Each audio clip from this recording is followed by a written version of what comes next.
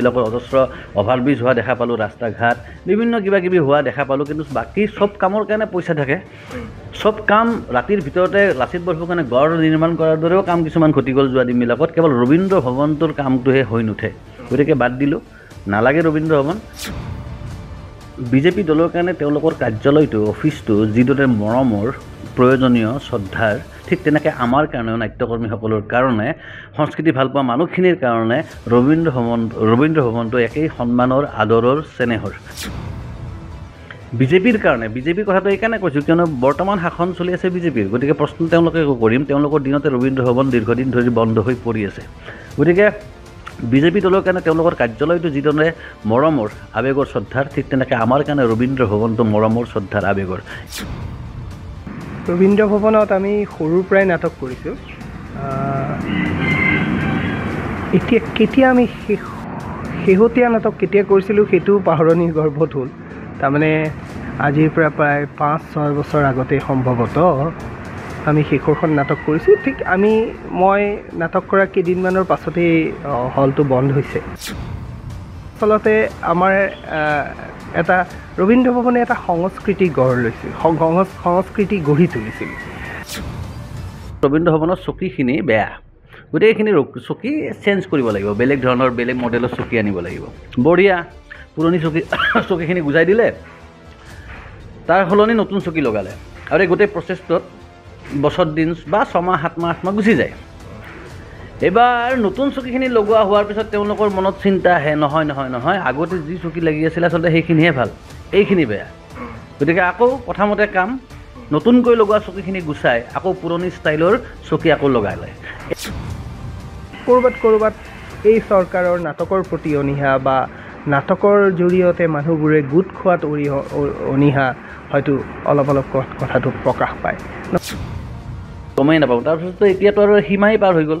ৰবীন্দ্ৰ ভৱনৰ শেষ নাটক, ৰবীন্দ্ৰ ভৱনক শেষবাৰ কেতিয়া গৈছিলোঁ এতিয়া আৰু মনত নাই।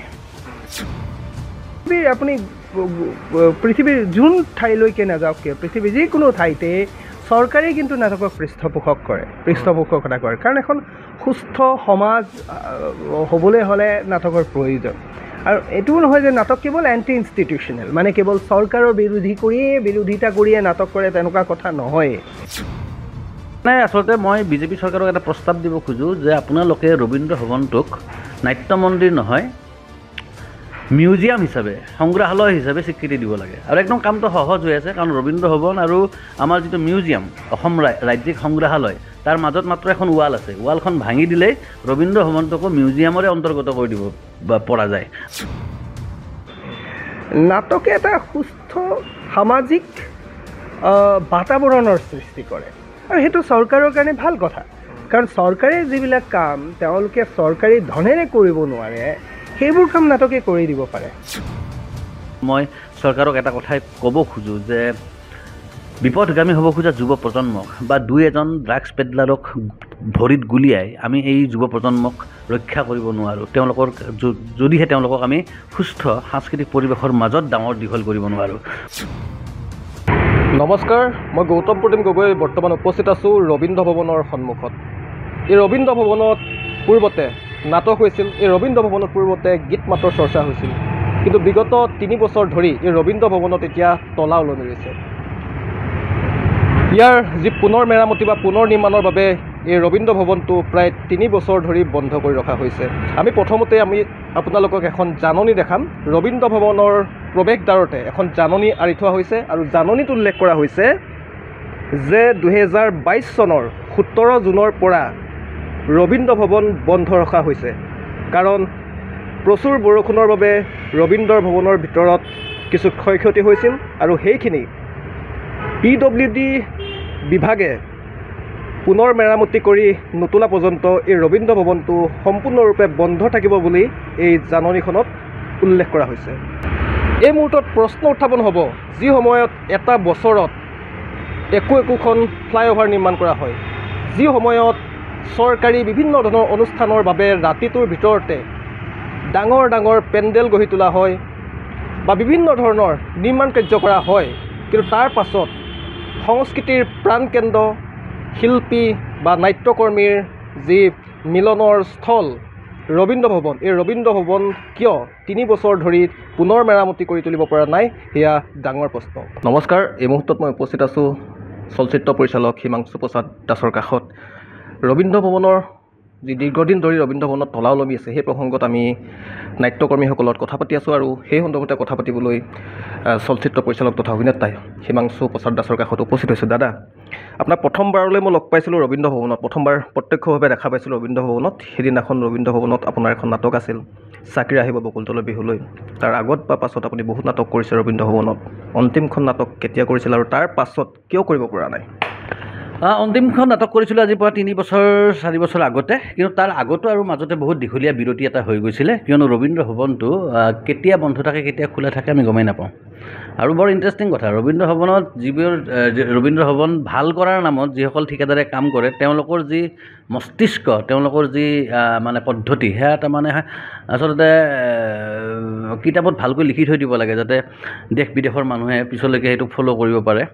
কিয়নো ৰবীন্দ্ৰ ভৱনত কি হয়, মাজতে এটা এক্সাম্পল দিছোঁ যে ৰবীন্দ্ৰ ভৱনৰ চকীখিনি বেয়া, গোটেইখিনি চকী চেঞ্জ কৰিব লাগিব, বেলেগ ধৰণৰ বেলেগ মডেলৰ চকী আনিব লাগিব। বঢ়িয়া, পুৰণি চকীখিনি গুচাই দিলে, তাৰ সলনি নতুন চকী লগালে, আৰু এই গোটেই প্ৰচেছটোত বছৰ দিন বা 6 মাহ 7 মাহ 8 মাহ গুচি যায়। এইবাৰ নতুন চকীখিনি লগোৱা হোৱাৰ পিছত তেওঁলোকৰ মনত চিন্তা আহে, নহয় আগতে যি চকী লাগি আছিলে আচলতে সেইখিনিহে ভাল, এইখিনি বেয়া। গতিকে আকৌ কথামতে কাম, নতুনকৈ লগোৱা চকীখিনি গুচাই আকৌ পুৰণি ষ্টাইলৰ চকী আকৌ লগাই লয়। এই প্ৰচেছটো গ'ল, এই গোটেইখিনি কাম কৰোঁতে আকৌ মাজতে 6-7 মাহ 8 মাহ বছৰ দিন আকৌ গুচি গ'ল। তো ৰবীন্দ্ৰ ভৱন কেতিয়া খোলা থাকে কেতিয়া বন্ধ থাকে আচলতে আমি গমেই নাপাওঁ। তাৰপিছতো এতিয়াতো আৰু সীমাই পাৰ হৈ গ'ল। ৰবীন্দ্ৰ ভৱনৰ শেষ নাটক, ৰবীন্দ্ৰ ভৱনত শেষবাৰ কেতিয়া গৈছিলোঁ এতিয়া আৰু মনত নাই। আৰু সেইকাৰণে আচলতে মই বিজেপি চৰকাৰক এটা প্ৰস্তাৱ দিব খোজোঁ যে আপোনালোকে ৰবীন্দ্ৰ ভৱনটোক নাট্য মন্দিৰ নহয়, মিউজিয়াম হিচাপে, সংগ্ৰহালয় হিচাপে স্বীকৃতি দিব লাগে। আৰু একদম কামটো সহজ হৈ আছে, কাৰণ ৰবীন্দ্ৰ ভৱন আৰু আমাৰ যিটো মিউজিয়াম, অসম ৰাজ্যিক সংগ্ৰহালয়, তাৰ মাজত মাত্ৰ এখন ৱাল আছে। ৱালখন ভাঙি দিলেই ৰবীন্দ্ৰ ভৱনটোকো মিউজিয়ামৰে অন্তৰ্গত কৰি দিব পৰা যায়। আৰু তেতিয়া কি হ'ব, কিছুমান যে ছাত্ৰ ছাত্ৰী আহে মিউজিয়াম চাবৰ কাৰণে, তেওঁলোকক দেখুওৱা হয় যে এইখন নাও শৰাইঘাটৰ যুদ্ধত ব্যৱহাৰ হৈছিলে, এইবোৰ সাঁচি পাত্ৰৰ পুথি, এইবিলাকত আগৰ পণ্ডিতসকলে লিখা মেলা কৰিছিলে। ঠিক তেনেকৈ ক'ব পাৰিব যে এইটো ৰবীন্দ্ৰ ভৱন, এটা সময়ত ইয়াতে নাটক হৈছিলে। গতিকে অনতিপলমে আচলতে এই কামটো কৰিব লাগে, কাৰণ নাটক কৰিব পৰাকৈতো পৰিৱেশ তেওঁলোকে কৰি দিব নোৱাৰিলে। যোৱা দিনবিলাকত অজস্ৰ অভাৰব্ৰিজ হোৱা দেখা পালোঁ, ৰাস্তা ঘাট বিভিন্ন কিবাকিবি হোৱা দেখা পালোঁ, কিন্তু বাকী চব কামৰ কাৰণে পইচা থাকে। চব কাম ৰাতিৰ ভিতৰতে লাচিত বৰফুকনে গড় নিৰ্মাণ কৰাৰ দৰেও কাম কিছুমান ঘটি গ'ল যোৱা দিনবিলাকত, কেৱল ৰবীন্দ্ৰ ভৱনটোৰ কামটোহে হৈ নুঠে। গতিকে বাদ দিলোঁ, নালাগে ৰবীন্দ্ৰ ভৱন। ৰবীন্দ্ৰ ভৱনটোক কেৱল এটাই শেষ অনুৰোধ যে ইয়াক মিউজিয়াম হিচাপে ঘোষণা কৰি দিয়ক। মই কওঁ যে বিজেপি দলৰ কাৰণে তেওঁলোকৰ কাৰ্যালয়টো, অফিচটো যিদৰে মৰমৰ, প্ৰয়োজনীয়, শ্ৰদ্ধাৰ, ঠিক তেনেকৈ আমাৰ কাৰণেও নাট্যকৰ্মীসকলৰ কাৰণে, সংস্কৃতি ভালপোৱা মানুহখিনিৰ কাৰণে ৰবীন্দ্ৰ ভৱনটো একেই সন্মানৰ, আদৰৰ, চেনেহৰ। গতিকে মই বুজি পাওঁ প্ৰতিটো দলৰ নিজৰ কাৰ্যালয়ৰ প্ৰতি এটা আৱেগ থাকে, শ্ৰদ্ধা থাকে, সন্মান থাকে, আৰু তাক আমি যি দলৰে সদস্য নহওঁ কিয় বা যি দলৰে কাৰ্যালয় নহওক কিয়, আমি সকলোৰ কাৰ্যালয়ৰ প্ৰতি আমাৰ এটা সন্মান থকাটো উচিত, আৰু আমাৰো আছে, মোৰো আছে। ঠিক তেনেকৈ বিজেপিৰ কাৰণে, বিজেপিৰ কথাটো এইকাৰণে কৈছোঁ কিয়নো বৰ্তমান শাসন চলি আছে বিজেপিৰ। গতিকে প্ৰশ্ন তেওঁলোকে কৰিম, তেওঁলোকৰ দিনতে ৰবীন্দ্ৰ ভৱন দীৰ্ঘদিন ধৰি বন্ধ হৈ পৰি আছে। গতিকে বিজেপি দলৰ কাৰণে তেওঁলোকৰ কাৰ্যালয়টো যিদৰে মৰমৰ, আৱেগৰ, শ্ৰদ্ধাৰ, ঠিক তেনেকৈ আমাৰ কাৰণে ৰবীন্দ্ৰ ভৱনটো মৰমৰ, শ্ৰদ্ধাৰ, আৱেগৰ। এটা কথাই কওঁ যে সংস্কৃতিক তেওঁলোকে গান নাটক চৰ্চাবিলাকৰ যেন কোনো কাম নাই, এইবিলাক যেন অপ্ৰয়োজনীয় অদৰকাৰী মানুহৰ কাম, তেওঁলোকে যেন তেনেকৈ আচলতে প্ৰতিপন্ন কৰিব বিচাৰি আছে। কাৰণ কৈছোঁৱে যে বেলেগ কামৰ কাৰণে তেওঁলোকৰ পইচা থাকে, কিন্তু ৰবীন্দ্ৰ ভৱনটো নিৰ্মাণ কৰাৰ কাৰণে পইচা নাথাকে। কেৱল মই চৰকাৰক এটা কথাই ক'ব খোজোঁ যে বিপথগামী হ'ব খোজা যুৱ প্ৰজন্মক বা 2-এজন ড্ৰাগছ পেডলাৰক ভৰিত গুলিয়াই আমি এই যুৱ প্ৰজন্মক ৰক্ষা কৰিব নোৱাৰোঁ। যদিহে তেওঁলোকক আমি সুস্থ সাংস্কৃতিক পৰিৱেশৰ মাজত ডাঙৰ দীঘল কৰিব নোৱাৰোঁ। সুস্থ সাংস্কৃতিক পৰিৱেশ এটা গঢ়ি তোলাৰ কাৰণে গান, নাটক, চিনেমা, সাহিত্যৰ প্ৰয়োজন আছে, সদায় থাকিব। গতিকে গান, নাটক, চিনেমাৰ পৰিৱেশ এটা জীয়াই ৰখাৰ দায়িত্বটো চৰকাৰৰে, নহ'লে কেৱল জনসংযোগৰ কেইটামান বিজ্ঞাপন বা 2জনমান ড্ৰাগছ পেডলাৰৰ ভৰিত গুলিয়াই আমি যুৱ প্ৰজন্মক বিপথগামী হোৱাৰ পৰা ৰক্ষা কৰিব নোৱাৰোঁ। নমস্কাৰ, মই বৰ্তমান উপস্থিত আছোঁ বিশিষ্ট অভিনেতা জ্যোতিনাৰায়ণ নাথৰ লগত। দীৰ্ঘদিন ধৰি ৰবীন্দ্ৰ ভৱন বন্ধ হৈ আছে। পুনৰ নিৰ্মাণৰ বাবে ৰবীন্দ্ৰ ভৱনত এতিয়া তলা ওলমাই ৰখা হৈছে। মই আপোনাৰ ওচৰলৈ আহিছোঁ যে হয়তো ৰবীন্দ্ৰ ভৱনত আপুনি বহুত নাটক কৰিলে। শেষৰ বাৰৰ বাবে আপুনি কেতিয়া নাটক কৰাৰ সুযোগ পাইছিল, কেতিয়া কৰিছিল?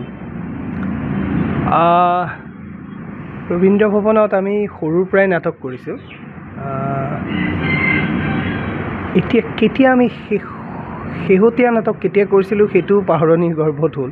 তাৰমানে আজিৰ পৰা প্ৰায় 5-6 বছৰ আগতে সম্ভৱতঃ আমি শেষৰখন নাটক কৰিছোঁ। ঠিক মই নাটক কৰা কেইদিনমানৰ পাছতেই হলটো বন্ধ হৈছে। 5-6 বছৰ ধৰি বন্ধই হৈ আছে নেকি সম্ভৱতঃ, মোৰ একদম থিৰাংক মনত নাই তাৰিখটো, কিন্তু 5-6 বছৰটো হৈ গ'ল। এতিয়া পুনৰ নিৰ্মাণৰ বাবে ৰবীন্দ্ৰ ভৱন 5-6 বছৰ যদি বন্ধ ৰখা হয়, চৰকাৰে এখন ফ্লাইঅভাৰ এবছৰৰ ভিতৰত বনাই দিয়ে, এটা ৰাতিৰ ভিতৰত ডাঙৰ ডাঙৰ নিৰ্মাণ কাৰ্য চলাই দিয়ে, কিন্তু ৰবীন্দ্ৰ ভৱনৰ ক্ষেত্ৰত কিয় এনে হৈছে? আপুনি কি ভাবে? সংস্কৃতিৰ প্ৰতি তেওঁলোকৰ অনীহা নে অন্য কিবা? নহয়, এই কথাটো হয়তো তাৰ কিছু টেকনিকেল কাৰণ থাকিব পাৰে, কিবা কাৰিকৰী হয়তো অসুবিধা থাকিব পাৰে এটা ঘৰ বনি নুঠাৰ। কিন্তু এই পুনৰ নিৰ্মাণ কৰা বা তাক মুকলি কৰি দিয়াৰ কোনো সদিচ্ছা আচলতে আমি দেখিবলৈ পোৱা নাই। গতিকে এই কথাটোৱে হয়তো এইটো প্ৰমাণ কৰে যে এইখন চৰকাৰৰ ইচ্ছাই নাই নেকি। কাৰণ আমি ৰবীন্দ্ৰ ভৱন আচলতে আমাৰ ৰবীন্দ্ৰ ভৱনে এটা সংস্কৃতি গঢ় লৈছিল, সংস্কৃতি গঢ়ি তুলিছিল। নাটক চোৱাৰ সংস্কৃতি, আৰু নাটকৰ মানুহখিনিয়ে নাটক চোৱাৰ আছিলাতে তাত লগ হয়, কথা পাতে, এটা গেট টুগেডাৰ হয়। নাটকৰ মানুহখিনি গোট খোৱাৰ এটা এভিনিউ আছিল, এটা গোট খোৱাৰ এটা মঞ্চ আছিল ৰবীন্দ্ৰ ভৱন। কেৱল নাটকেই যে হয় নহয়, আৰু নাটকৰ চৰ্চা এই নহয় কেৱল সংগীতৰ চৰ্চা হয়, তাত বিভিন্ন নৃত্য প্ৰদৰ্শন হয়, বা কিছু জৰুৰী মেল মিটিঙো তাত হয়। গতিকে এনেকুৱা এটা হল বন্ধ হৈ থকাটো, আৰু কিয় বন্ধ হৈছে তাৰো কোনো স্পষ্টীকৰণ নোহোৱাটো, বা কিনো হৈ আছে ৰাইজক জানিবলৈ নিদিয়াটোৱে ক'ৰবাত এই চৰকাৰৰ নাটকৰ প্ৰতি অনীহা, বা নাটকৰ জৰিয়তে মানুহবোৰে গোট খোৱাত অনীহা হয়তো অলপ কথাটো প্ৰকাশ পায়। নহ'লে আমি বহুবাৰ কৈছোঁ ৰবীন্দ্ৰ ভৱনটো খুলি দিয়ক, ৰবীন্দ্ৰ ভৱনটো পুনৰ নিৰ্মাণ কৰক, নহ'লে পুনৰ ব্যৱহাৰৰ বাবে খুলি দিয়ক, কিন্তু তাৰ কোনো প্ৰত্যুত্তৰ আমাক এতিয়ালৈকে দিয়া নাই, চৰকাৰে দিয়া নাই, বা চৰকাৰী পক্ষৰ পৰা বা সাংস্কৃতিক সঞ্চালকালয়ৰ তৰফৰ পৰা কোনো স্পষ্ট বিবৃতি আমি পোৱা নাই এই বিষয়ত। গতিকে এই ক্ষেত্ৰত লাহে লাহে আমি অলপ সন্দিহান হ'বলৈ আৰম্ভ কৰিছোঁ। কিন্তু কি টেকনিকেল প্ৰব্লেম আছে, কিয় পুনৰ খুলি দিব নোৱাৰে বা পুনৰ নিৰ্মাণ কৰিব নোৱাৰে, সেইটো কথা স্পষ্ট কৰিব লাগে চৰকাৰে। মই আপোনাৰ ওচৰলৈ অহাৰ আগত এগৰাকী বিশিষ্ট অভিনেতাৰ লগত ফোনত কথা পাতিছিলোঁ। তেখেতে ক'লে যে মই বৰ্তমান মুম্বাইত আছোঁ, গতিকে এই সন্দৰ্ভত মোৰ প্ৰতিক্ৰিয়া দিয়াত অলপ অসুবিধা হ'ব। কিন্তু তেখেতে এটা কথা ক'লে যে ৰবীন্দ্ৰ ভৱন বন্ধ কৰি ৰখাৰ কাৰণবোৰ হয়তো এনেকুৱা হ'ব পাৰে যে নাটকে সদায় মানুহৰ কথা কয়, নাটকে ৰজাঘৰৰ স্বৰূপ উদঙাই দিয়ে, গতিকে ৰজাঘৰে সদায় নাটক বেয়া পায় বুলি কৈছে, সেইবাবেই হয়তো ৰবীন্দ্ৰ ভৱনো বন্ধ ৰাখিব পাৰে। তেখেতে মোক অনানুষ্ঠানিকভাৱে মোৰ আগত সেই মন্তব্য কৰিছিল। আপোনাৰ ধাৰণা কেনে? তেনে হ'ব পাৰে নেকি? আপোনাৰ ভাৱ কি? নহয়, তেনেকুৱা ঠিক নাটক কাৰো পক্ষ বা পক্ষ বিৰোধী কথা নহয়। নাটক এইটো কথা ঠিক যে নাটকে য'ত দুৰ্নীতি দেখিছে, নাটকে য'ত অনিয়ম দেখিছে, তাৰ বিৰুদ্ধে মাত মাতে। আৰু পৃথিৱীৰ যোন ঠাইলৈকে নাযাওক কিয়, পৃথিৱীৰ যিকোনো ঠাইতে চৰকাৰে কিন্তু নাটকক পৃষ্ঠপোষকতা কৰে। কাৰণ এখন সুস্থ সমাজ হ'বলৈ হ'লে নাটকৰ প্ৰয়োজন। আৰু এইটোও নহয় যে নাটক কেৱল এণ্টি ইনষ্টিটিউচনেল, মানে কেৱল চৰকাৰৰ বিৰোধিতা কৰিয়ে নাটক কৰে, তেনেকুৱা কথা নহয়। নাটকে এটা সুস্থ সামাজিক বাতাবৰণৰ সৃষ্টি কৰে, আৰু সেইটো চৰকাৰৰ কাৰণে ভাল কথা। কাৰণ চৰকাৰে যিবিলাক কাম তেওঁলোকে চৰকাৰী ধনেৰে কৰিব নোৱাৰে, সেইবোৰ কাম নাটকে কৰি দিব পাৰে, নহয়নে বাৰু? যিকোনো এটা সজাগতাৰ কথা হওক, বা ধৰক এতিয়াই যেনেকৈ লাহে লাহে ইমান অপৰাধ বাঢ়িবলৈ ধৰিছে, এই অপৰাধবিলাকক আমি যেতিয়া, বা এনেকুৱা অনিয়মবিলাকক আমি কি কৰোঁ, এখন প্ৰতিচ্ছবিৰ দৰে নাটকৰ মাজত দেখুৱাওঁ, আৰু তাৰ পৰা মানুহে নাটক চাই, নাটকৰে মানুহৰ কেথাৰচিছ হয় বা ৰসস্বাদন হয়, তাৰ পৰা মানুহ জ্ঞান পায়। ৰসস্বাদন হোৱা মানে বা কেথাৰচিছ হোৱা মানে কি, জ্ঞান পায়। আৰু যেতিয়া জ্ঞান পায় মানুহ সভ্যতাৰ পিনে আগবাঢ়ি গৈ থাকে, সভ্যতাৰ জখলাত বগাই থাকে। গতিকে তাৰ মানুহবিলাক লাহে লাহে লাহে সামাজিকভাৱে সুস্থ হয়। ইয়াত চৰকাৰ নাটকে কেৱল চৰকাৰকে বিৰোধিতা কৰে সেই কথাটো ক'তোৱেই নাই আৰু হেৰিও নাই। যদি চৰকাৰে এই ক্ষেত্ৰত ভয় খাইছে যে নাটক কৰি সেইখন চৰকাৰৰ অসুবিধা হ'ব, তেনেহ'লে চৰকাৰে এইটো ভুল ভাবিছে। মই ভাবোঁ সেইটো সিমান ডাঙৰ কথা নহয়। হয়তো অনীহা কিনো হ'ব, নাটকহে আৰু হয়নে বাৰু? এতিয়া এটা যদি FCI গুদাম বন্ধ হৈ থাকে, মানুহে খাবলৈ নাপাব, নহয়নে বাৰু?